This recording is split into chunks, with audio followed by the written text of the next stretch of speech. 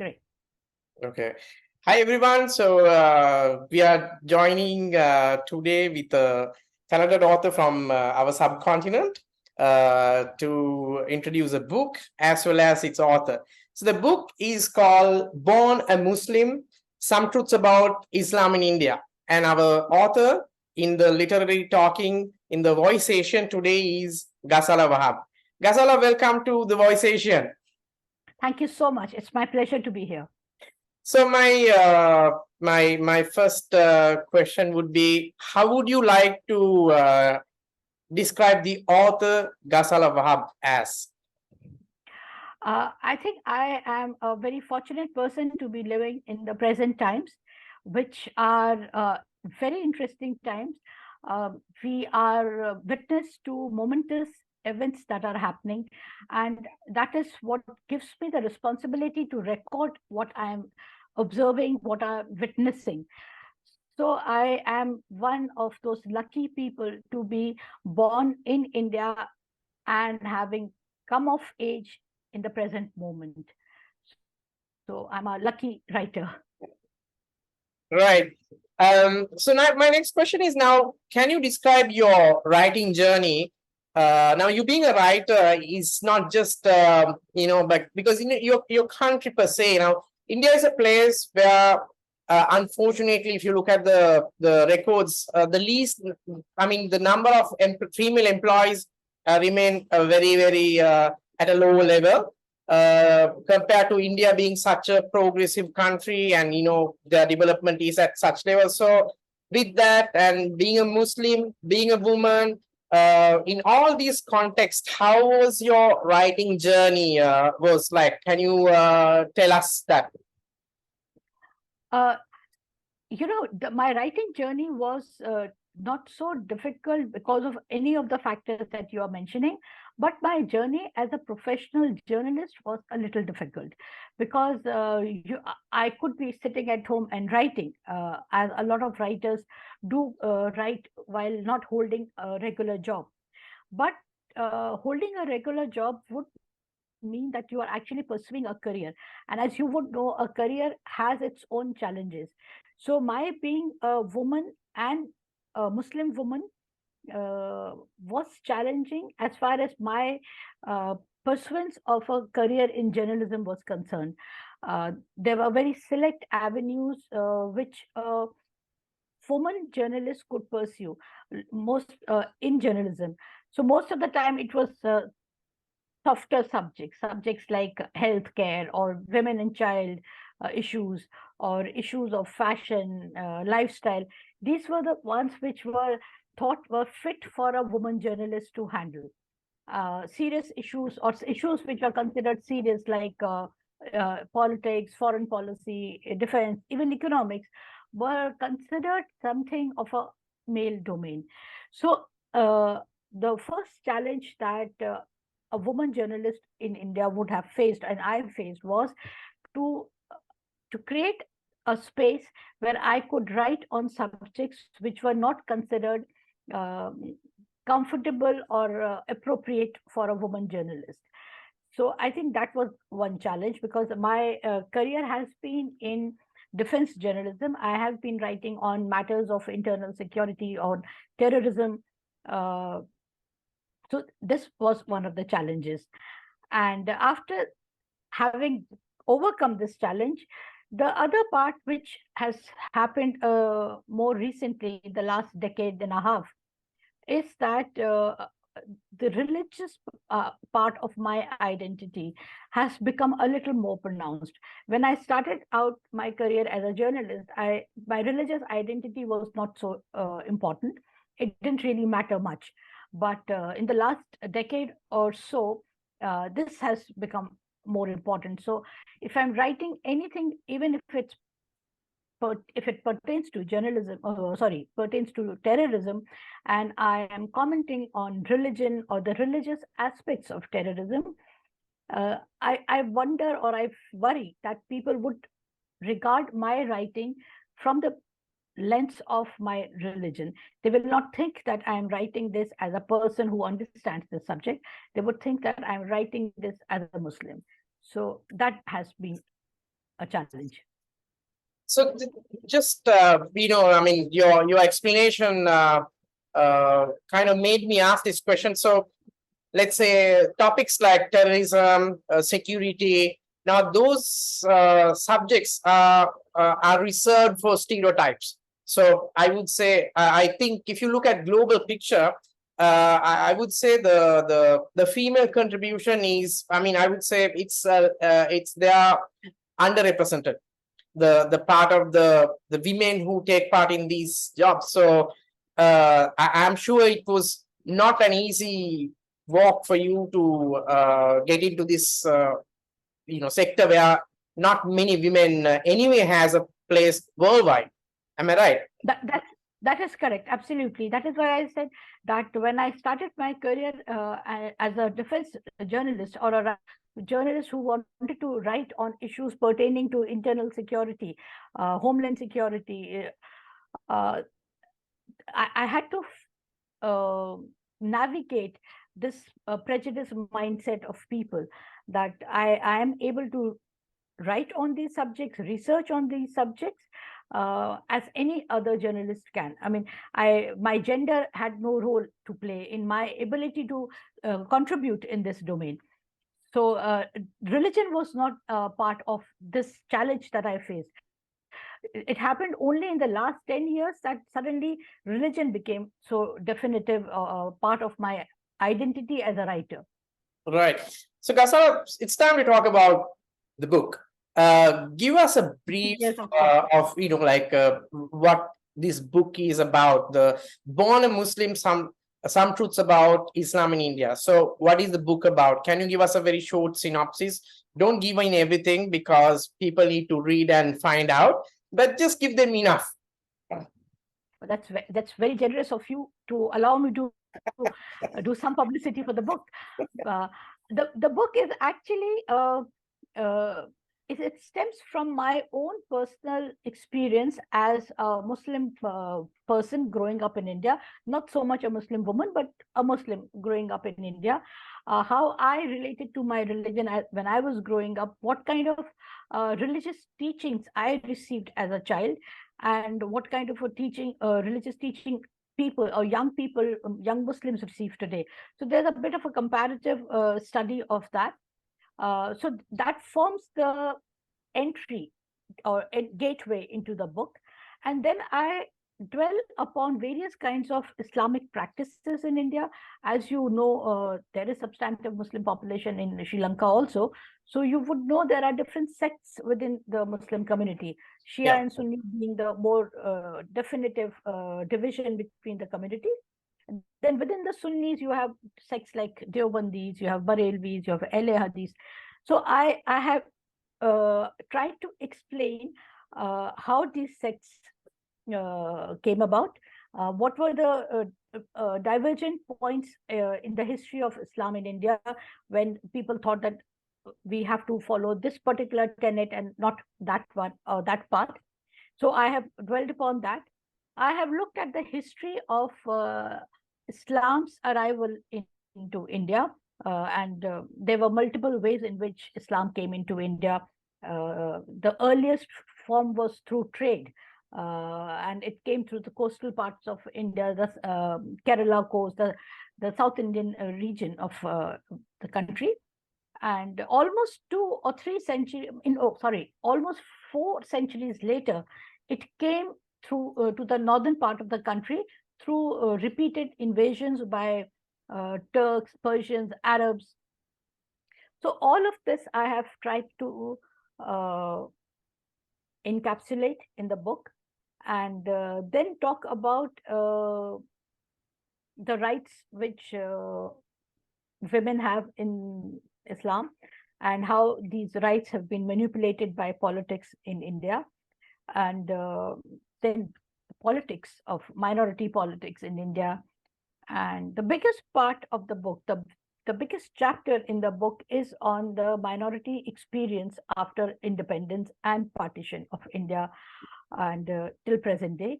How have they navigated this journey from 1947 until the present moment? So I'm sure you have already explained or answered this, but then let me put it this way now. Were there any specific experience or events that kind of motivated you to do this book? As a child or as a young adult, was there anything very specific that you would remember? Okay, this is why I'm doing this. The original trigger for the book was actually terrorism. After 9/11, when the global war on terror started, everybody was talking of jihad and how all Muslims may not be terrorists, but all terrorists are Muslims. So this sort of narrative, which was coming from the West and fully embraced by a lot of people in India, used to bother me. And I thought that even I need to understand a little bit more about what jihad is, what is the jihad's correlation with terrorism, and why is the entire Muslim world so restive and perpetually at war with the rest of the world. So that is how the idea of the book originated. So my original premise of doing a book was to not only explain to my readers what jihad meant and how it has been misappropriated by vested interests, but also to talk to the rest of the non-Muslim readership and tell them how they misunderstand Islam and how they make a big mistake by putting it in a bracket, in just a small bracket of violence. So they needed to have a bit more of an open mind to engage more intensely with the Muslim community. So that was my original idea. And from that, the scope of the book continued to expand and expand even more. And the book took the shape it finally did. Right. So now, who is an Indian Muslim as per you, as per your book? Like, what is the cultural identity of them? And I mean, how different are they from the classical classification of a Muslim?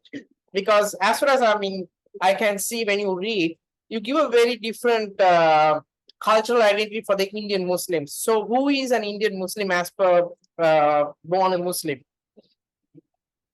The Indian Muslims are not a monolith body. There's a lot of diversity amongst the Muslim community in India. So a Muslim in, let's say, the northernmost part of India, which is Jammu and Kashmir, is very different in both in appearance and in the practice of everyday religion from the Muslim who lives in the southernmost part of India, which is Kerala. Similarly, the Muslims in the east part of India, eastern part of India, are very different from the Muslims in the western part of India. So there is a lot of diversity, in geographical diversity amongst Muslims. After this geographical diversity, there are a lot of sectional diversities. As I mentioned, there are sects like Shia, Sunni, Deobandi, Barelvi. And Deobandi Barelvi, this differentiation is unique to the Indian subcontinent. You won't find it in other parts of the world.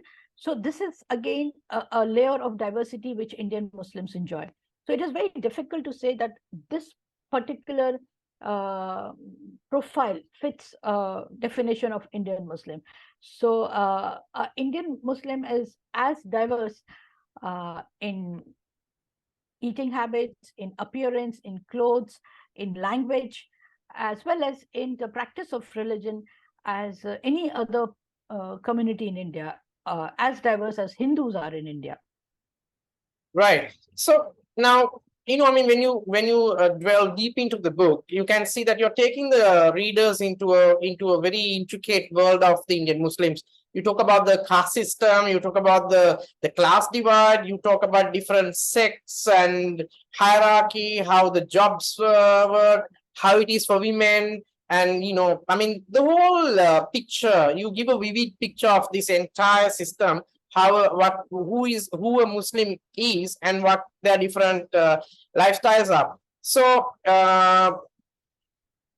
this is my understanding. It implies as that Indian Muslims are more divided than they're united in various different ways. They have divisions, or they have there are divisions. As far as I can see, this is how I see. There are a lot of places where they don't agree with each other on that, except for the fact that the religion unites them. So how does this divide affect them in these very complex social complexities? Because they're already facing problems from the outside world. So in that complex place, how does this divide works? Actually, you've said it correctly. There is a lot of division, and the division is primarily because of the diversity. Uh, the Muslim community in India is actually the most geographically rooted community. So the problems that Muslims of North India face are not the same as the problems of Muslims of South India or Eastern India or Western India. So they do not pull together on common issues, and the challenge is that the politics of India is also very diverse. So, except for the national elections where the parties vote for the government, which will form the government in the center, all the state elections are fought on local issues. So the Muslims then vote according to their local preferences. So there is no en masse Muslim vote which goes to one particular party across India. That doesn't happen. So this uh, divisiveness within the community is a factor of their diversity, and I don't know if they can ever be united in the way we or some people envisage that the Muslims would be one united body. That cannot happen because their geographic realities are very different. Uh, for instance, in the southern part of India, in the state of Kerala, one of the challenges Muslims are facing are employment. But in the northern part of the country, in let's say in Uttar Pradesh, one of the challenges they face is security. So they cannot they cannot talk in one voice on a common platform, and this is just a sad reality.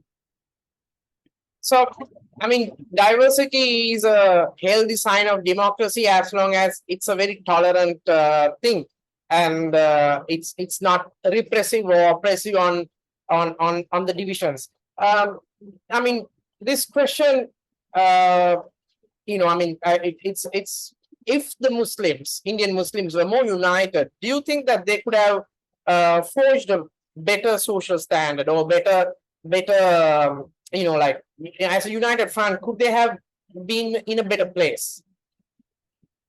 I'm sure it would have made a difference if there were no internal divisiveness amongst Muslims in India. But I really don't know, given their numbers, they are substantive in terms of sheer number, but as a percentage of the overall population, they are not too much. I mean, they're just about under 15%. So even as a united group of people, I don't know how much difference they could have made to the overall politics of the country. So it's actually a hypothetical question, and I cannot uh, foresee a response to this. I mean, it's a hypothetical thing anyway. So I think other than the religion, also cricket also unites them very much in India. So next for the Yes. next question, I'll have to turn to the page 88 of Born a Muslim. So let me read this part. Had partition not happened, the Indian subcontinent could have been a very strong counterbalance to the Saudi exported Wahhabism. She laments. Now, now you talk about a very, I would say, a very geopolitically important point. So, could you elaborate on this on the geopolitical context itself? Uh, outside Saudi Arabia, where the religion of Islam originated, one country which has played a very important role in the evolution of Islamic thought and to some extent theology also is India. If you see all the sects that I have been talking about, Deobandi, Barelvi, Ahle Hadith, all of them originated in India. Then you see these movements, the mass mobilization movements, which developed in the subcontinent, whether it was Jamaat-e-Islami, whether it was Tablighi Jamaat. You would be familiar with Tablighi Jamaat. They have substantive presence in Sri Lanka also. They also originated in India. Now, Jamaat-e-Islami is one organization which had, though it was located in Indian subcontinent, pre-partition Indian subcontinent, it had ideological connections with the Muslim Brotherhood of Egypt, and there was a lot of engagement, theological, ideological, and political engagement between the two groups. There is evidence by written by certain people that the early leadership of the Muslim Brotherhood was in contact with the early leadership of Jamaat-e-Islami also. I mean, they were sharing notes and exchanging ideas. So India has been, in that sense, a fountainhead of Islamic thought. So if there was no partition, and if this mass chunk of population was not divided, then probably some more ideas on this constant thinking could have happened in India. Maybe a very moderate and a progressive kind of Islam would have emerged from India to counterbalance the Wahhabi ideas which were emanating from Saudi Arabia.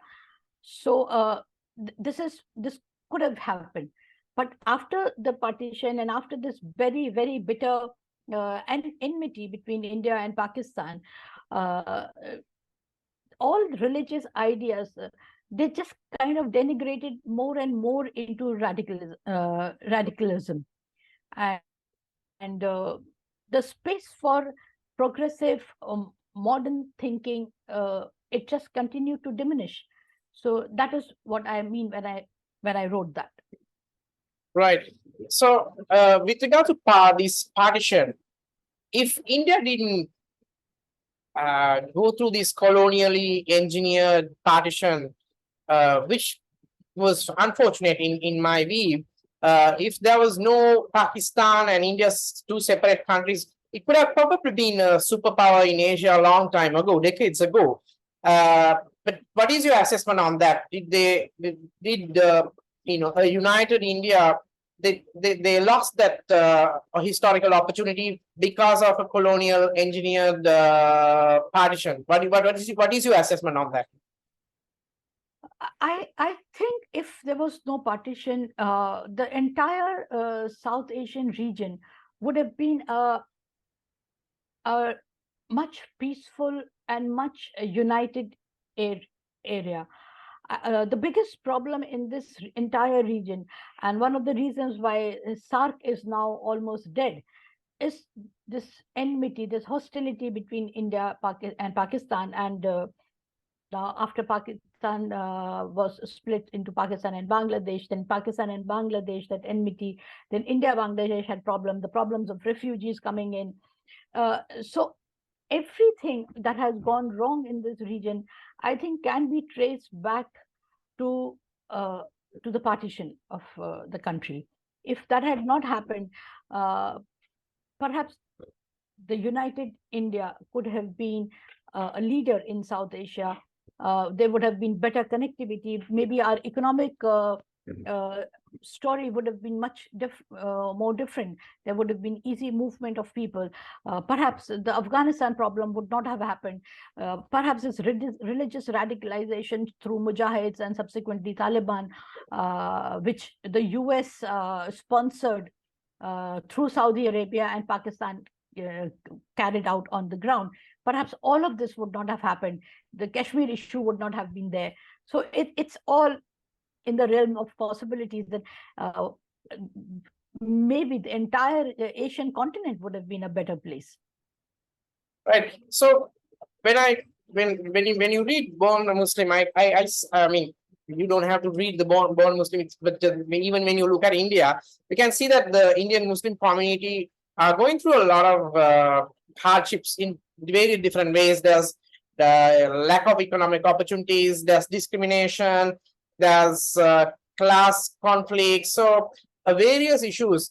But at the same time, I mean, India is a very diverse country, but at the same time, if you look at Pakistan, your neighbor, which is a Muslim country, a republic, an Islamic republic, the issues Muslim faces now, for example, the Ahmadiyans, they can't even call themselves Muslims. They cannot call their place of worship a mosque. By constitution itself, they have barred that. So this level of their targets, I mean, for being a sect of different sect of Islam, and at the same time, the amount of problems the Shias face. So even being a Muslim country, Muslims are not safe in Pakistan. The amount of bloodshed has happened in the sectarian violence. It's just, I mean, beyond belief. I'm sure you might have heard and seen that even a Sri Lankan was brutally murdered in Pakistan. So the tolerance is way, I mean, these all happen on based on religious grounds. So the tolerance level is almost next to zero. So do you think that the Indian Muslims are better off compared to their counterparts? I'm not saying you have to look at a global scale, but if you look at the next door neighbor, what's your opinion on that? Yes, certainly they are.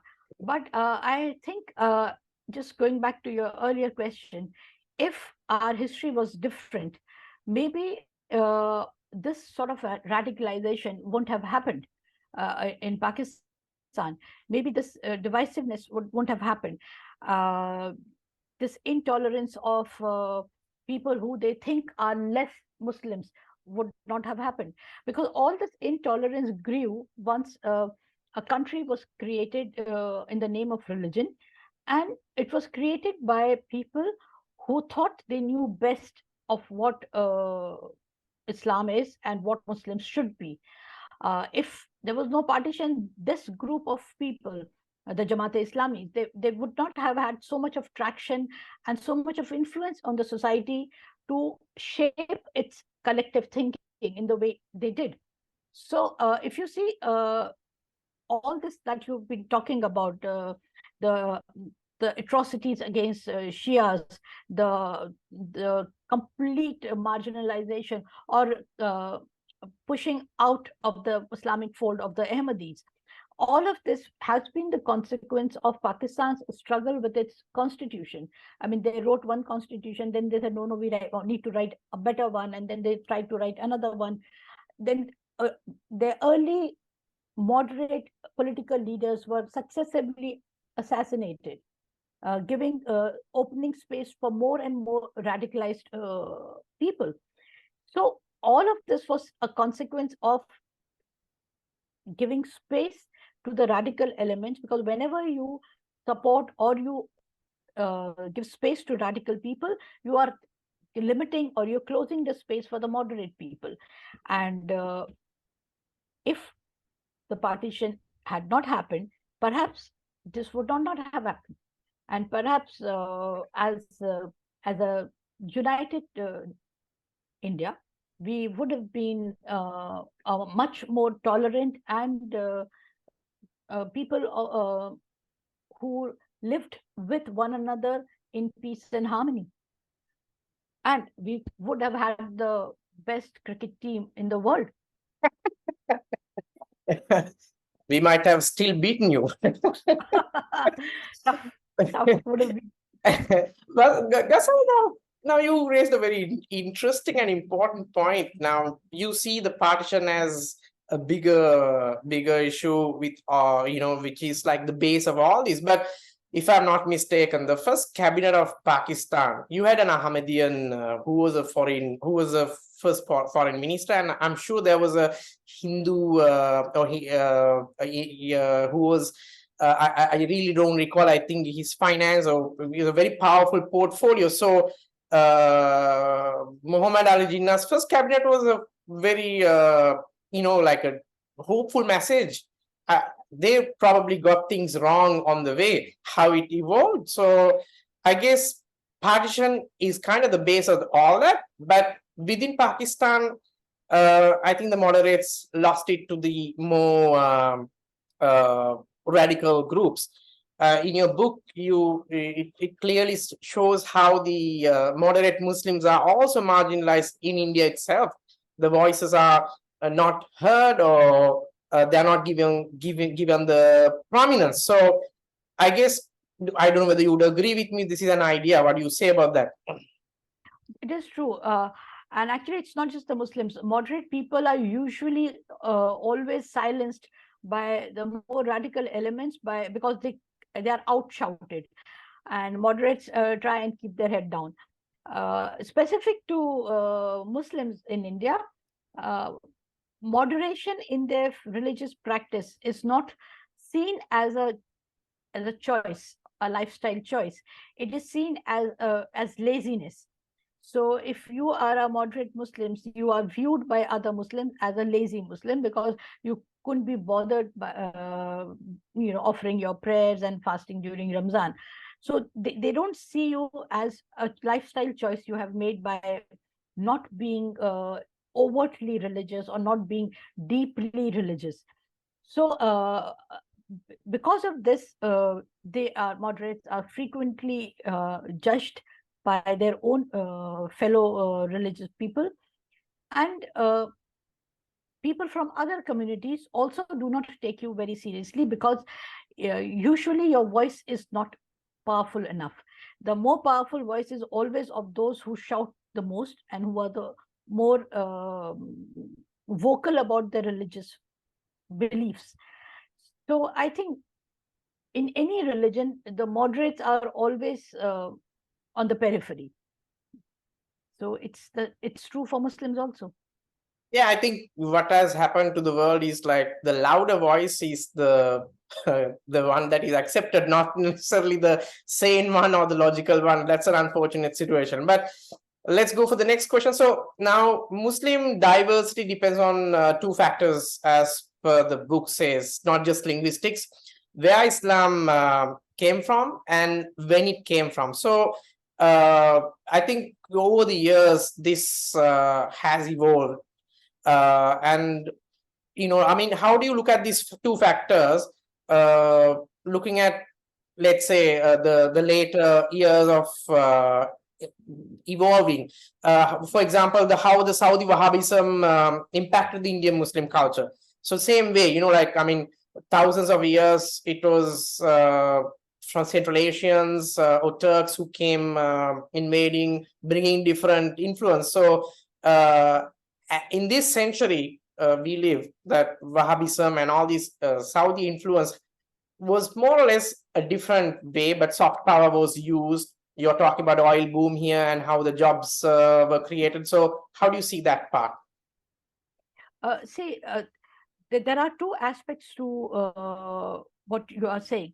The first is how the Muslims themselves view their religion depended upon how they came to this religion. As I had mentioned earlier, the the coastal belt of India, the eastern coastal belt of India, Kerala, Konkan coast, and all that, they got familiar, or they were acquainted with Islam through the traders who were coming, the seafaring traders. And this trade preceded Islam. So these Arab traders were coming to Kerala, and people from Kerala were going to Arabia for centuries, doing business together, and a relationship of a lot of trust developed between the two, because when you do trade, and if you are doing trade before the time of currencies, then a lot of it depends upon the trust, because you are traveling for months with goods, and you have to wait for your um, payment to come, and payment doesn't come like Swift bank transfer, and the payment doesn't come in cash. So it has to be, there's so much of trust, because you are bartering goods and you're trying to equalize the value of the goods. So this kind of relationship of trust existed between Arabia and people of Kerala and the Konkan belt. So when suddenly these people, the traders who've been coming for years, came and said, "Oh, now we have a new religion, and we are now Muslims. So there was curiosity amongst the people in Kerala. A lot of people converted. So this conversion to Islam happened in a very peaceful and amicable manner. So there was no resentment on any side. The Muslims who were coming were not threatened. The local people who converted to Islam were not threatened. They just felt that it is a new belief system which probably gave them greater comfort. The situation in the North India was different. When the North Indian population, the Hindu or the local population, got acquainted with Islam, it was through the invaders. There was a lot of bloodshed which happened. So there was resentment, there was fear, and there was an opportunity of uh, being in the good books of the invaders to save your life or to save your livelihood.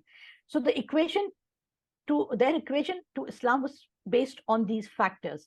And the Muslims also who came from outside in the northern part of India, whether they came from Persia or from Turkey, uh, parts of Iran, parts of Arabia, parts of Central Asia, Afghanistan, they also came on the basis of their military power, because they were winning wars successively, and by winning these successive wars on the periphery of India, they entered India, and then they were the powerful rulers of the northern part of India. Subsequently, they expanded to other parts also. So their attitude towards the local people was that of a victor. Over a period of time, they developed a healthy equation of coexistence and co-working together. The local people were co-opted in the administration of the early Muslim rulers, and so things settled down after a period of time. But the introduction of religion was different from the way it was introduced to people in Kerala or the coastal parts of India. Along this side, there was also influx of a lot of Sufi saints which came to India. And as you know, Sufis are these very benign preachers of religion who came and set up their dargahs, their preaching centers. And people found a lot of comfort in visiting these Sufis. They found a lot of benediction in visiting them and embracing what they were being told by the Sufis. So all of this defined the way Islam was accepted and perceived by the local population in India, as well as how the Muslims, the early Muslims, regarded their own religion. So those who thought they were victors had a bit of a chip on their shoulders, and those who thought that they were very humble, Sufi inclined people had a more assimilative temperament. So there is no one way in which Islam came to India, and there is no one way the Muslims themselves regarded their own religion. So that also added to the diversity of the religion. So my question was in particular like the later generations, later years, this century, how the Saudi Wahhabism, the same way how it impacted. I mean, you gave a historical perspective of the whole thing, but I think right now what the Indian society is facing and what the Indian thinking is based on that. So do you see a very big contrast between the influence of the Wahhabism and probably Albana's the Brotherhood movement? So all those were in this century, I mean the last century. So is there a fundamental difference between those thinking and the ones that historically was there? See, the Saudi Wahhabism was started to get exported out of Saudi Arabia after 1979. And one of the reasons were that they suddenly had a lot of money because of petrol, oil. But the other reason was that they suddenly found a big threat from Iran, which was after the revolution, had become a bit of an ideological more for the successive for the surrounding Muslim countries. So Saudis felt that they needed to now propagate their kind of Islam to other parts of the world to maintain their stronghold or stranglehold over the Muslim community worldwide. In this, the US helped them because the US interest then converged with Saudi as opposed to the Khomeinis in Iran. Because the US were also at that point that there was a complete break in US's relations with Iran. So this export of Wahhabism was not only to India, but to the whole world. I mean, we call it Wahhabism for a want of better word, but the original word was Salafism. And if you know that Salafis have been going to Europe, going to other parts of the world, propagating a very conservative and a very exclusive form of Islam, which they call the original form of Islam, the Islam as preached by Prophet Muhammad in Medina, when the first Islamic community was formed. So they have been doing this since 79. And in the last 30 years, their reach has increased so much that you find proliferation of religious schools, the madrasas, with a lot of unaccounted funding coming from Saudi Arabia.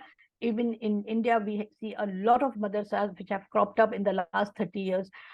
In some areas, actually disproportionate to the Muslim population of that particular region, because the funds were available. So some locals thought, why not open another madrasa here? So this has happened because of political reasons. Spread of Wahhabism really has no reason, no religious reason, no religious objective, except to increase Saudis' hold on the worldwide Muslim community. They felt through this they would be able to exert influence, global influence on the Muslims, and remain some sort of leaders of the Muslim community. It has not happened that way. They've had frequently have challenges from not only Iran, but Turkey also, and India also, because this sort of Wahhabism, despite the fact that a lot of Muslims in India are becoming influenced by this, the majority in India still are not enamored by that form of Islam. They still adhere to what I had mentioned earlier, the very rooted, geographically rooted Islam, which they've been following in India. But I think, with all these, the explosive moment was the Soviet war in Afghanistan, where it really came to our neighborhood. So I'll go to the next question now. What do you hope the readers will take from Born a Muslim? Are there any specific messages or perspectives that you're particularly important for the readers? Have you received any notable feedbacks from your readership? Have they asked you to do another one, or what's your take on that? Actually, the book has been received very well, and since it came out in 2021, you know, it has won a couple of awards. It has been translated into 3 Indian languages. And so I think the reader's response speaks for itself.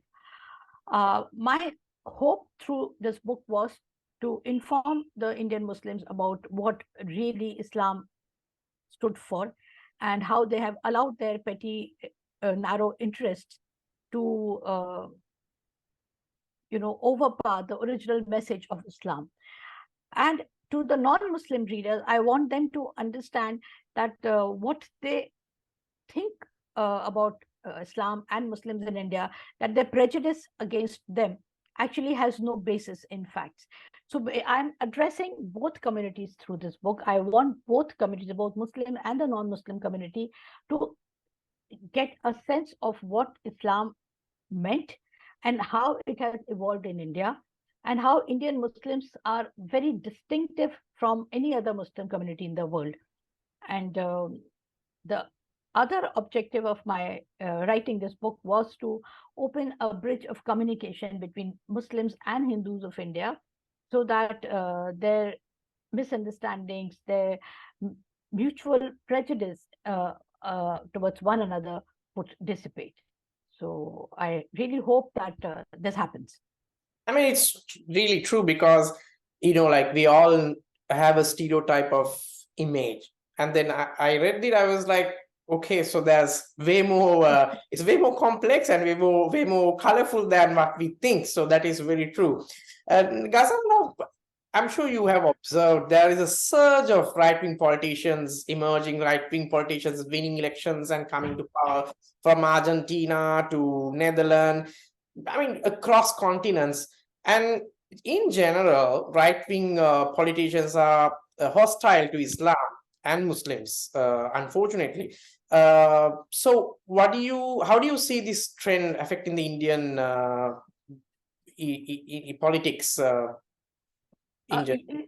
You see, when we say right wing, outside India, right wing obviously refers to Christian white supremacists.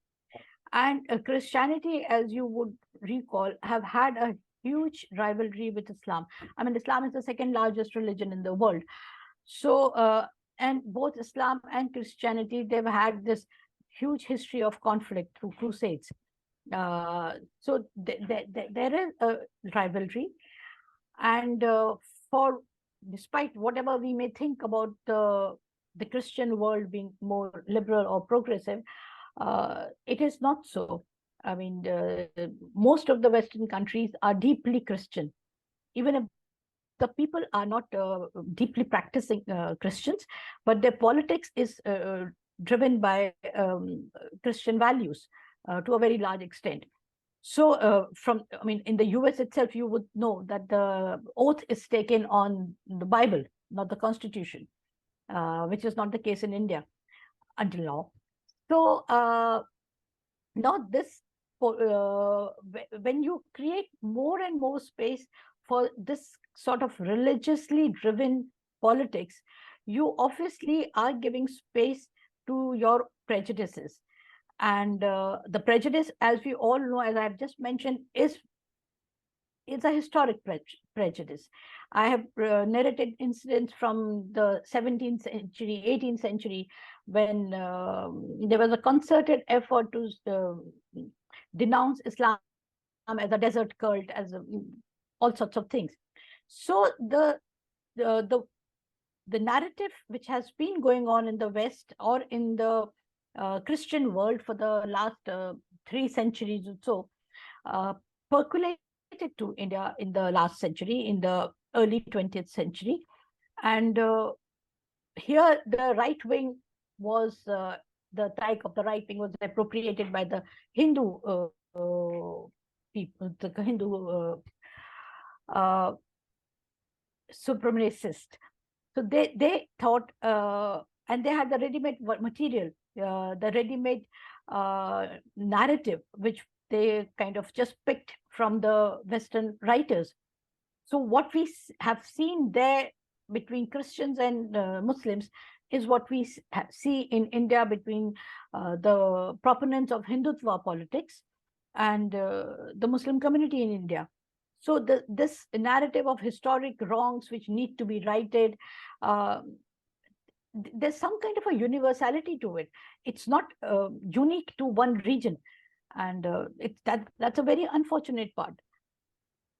History and I think only people in a way. Sorry. History seems to be repeating in a way.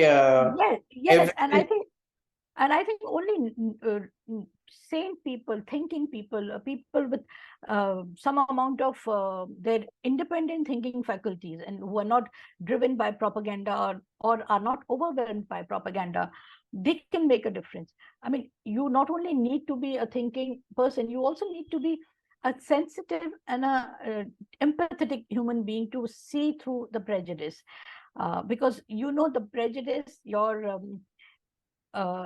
it just feeds into the hatred, and hatred breeds more hatred, and next step is violence. I mean, that's an unfortunate cycle. Now, you already mentioned that the concept of born a Muslim is also to bridge the gaps that exist between the Hindus and the Muslims. So I'm going to ask you the question in a different way. So what is the impact of born a Muslim, or rather the book makes in a society where the Hindutva concept is not just a mainstream topic, but it is also something that keeps practicing. So how do you see the book fits into that in this context? If I could just praise myself a little bit, I would say that the book has been very timely, and probably that is the reason it has been received well by both the critics as well as the readers, because I have, through the book, tried um, to expose that the prejudice that the Hindutva politicians have been fueling amongst the ordinary citizens is based on complete falsehood. I have cited examples, I have given references, I have mentioned evidences since the last 2 centuries, how there has been a concerted effort to feed into this hatred. So people have read this, and I have received very positive feedback from everybody who has read the book, that there are things which they were vaguely conscious of, but it has not been put across in this manner, and how they have been challenged by what I have said. Their preconceived notions have been challenged by what I have highlighted in the book. So I think in one small way, it has opened some sort of communication between the community, maybe 0.5% or something, but some beginning has been made, and I hope there are more books in this sort of a genre where people can find themselves or find their preconceived ideas about the other constantly challenged, forcing them to think a little more differently. I mean, you're right, because there couldn't have been a better time for this book. I mean, let's look at the Levant, where the Abrahamic faiths were born. And there's a conflict of ideas about the Abrahamic faiths now with what is happening in the Levant. So the global armies are converging on these parts. So it's global tension. So what is the impact in a time like this that born a Muslim could have in global context?